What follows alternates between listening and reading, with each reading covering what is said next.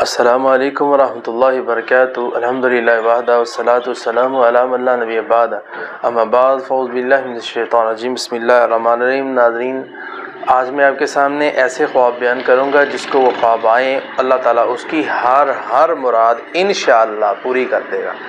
تو ناظرین، سب سے پہلا خواب کیا ہے؟ خواب کے اندر انسان یہ چیز دیکھتا ہے کہ اس کے پاس ایک ایسی چیز ہے جو کہ اس کو بڑی محبوب لگ رہی ہے، جیسے خوبصورت قسم کا سفید قسم کا لباس ہے۔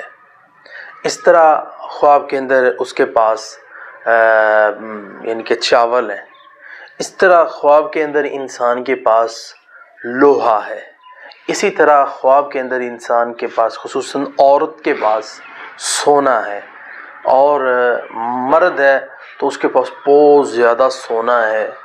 تو اللہ تعالیٰ ان کی دلی مراد انشاءاللہ تعالیٰ اس کی ہر دلی مراد پوری کر دے گا۔